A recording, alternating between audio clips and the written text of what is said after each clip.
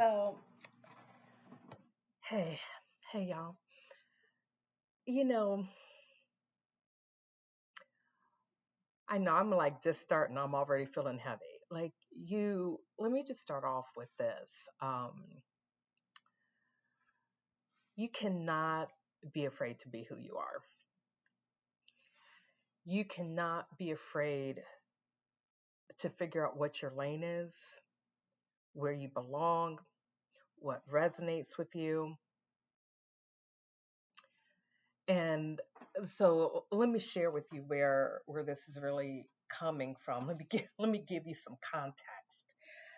Um, so I co-facilitated a training class last week.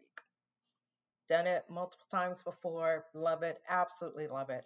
Love it. Love it. But there was something a little different about last week in that I I had the thought, I wonder how long I'll do this because it's co-facilitating for a company, so it's contract work I'm doing. And no, no, no, that's not right. Not how much longer will I do this? No, that's not right at all. Because I want to be able to do it for a really long time. What I think hit me was that I want more. That's more. That's more spot on. Um,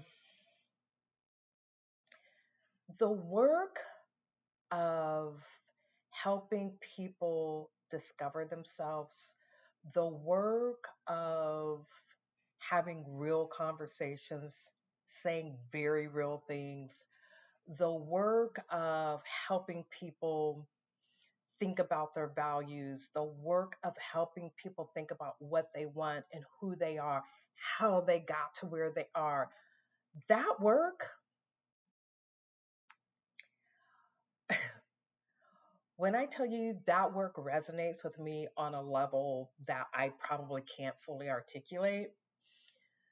And and when I think about it, I just think we have to not be afraid to just get in our lane.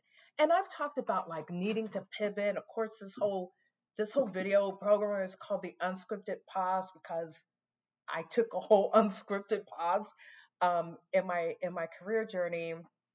It really ended up down a path that I did not think I would be down as far as kind of working for myself and doing contract work and all of that.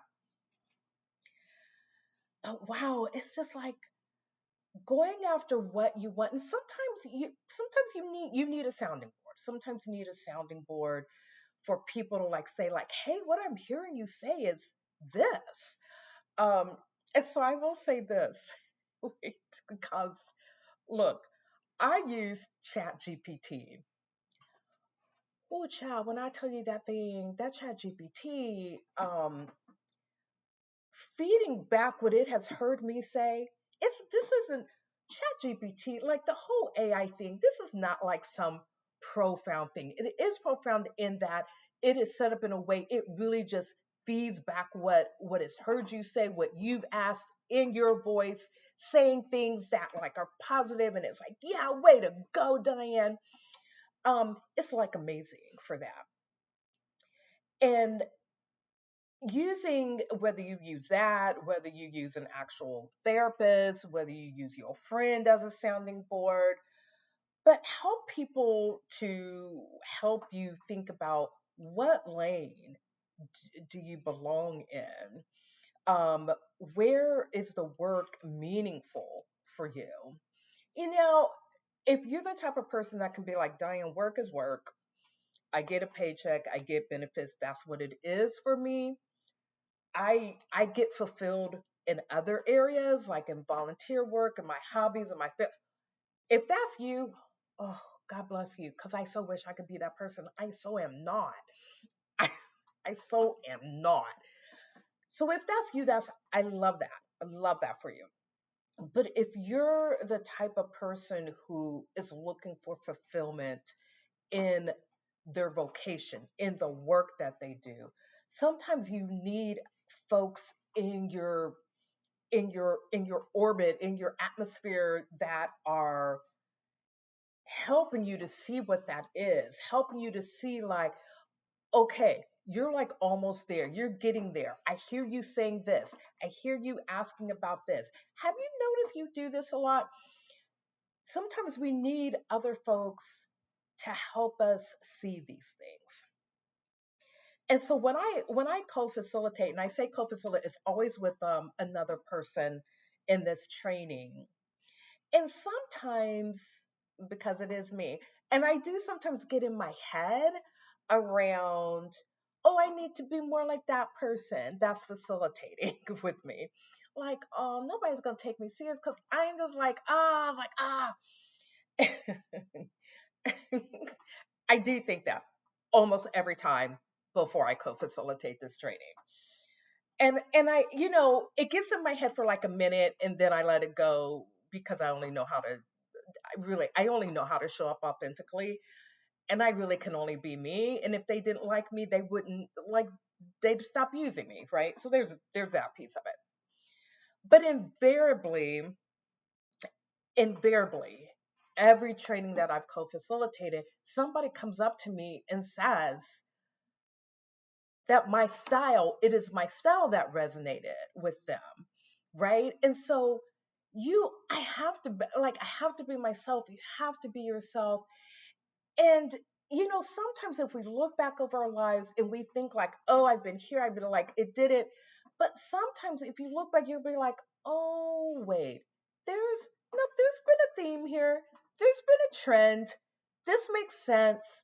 I wasn't putting it all together, but it's like, oh, I can see where that benefited that. Like, oh, I did this. Oh, everything, everything in your life, everything you've encountered, everything you've been through. I probably should have led with this. Everything you've been through has made you who you are and has brought you to this point. Mm-mm-mm. There is so much that I'm feeling so strongly right now, and I feel like I can't even fully articulate it.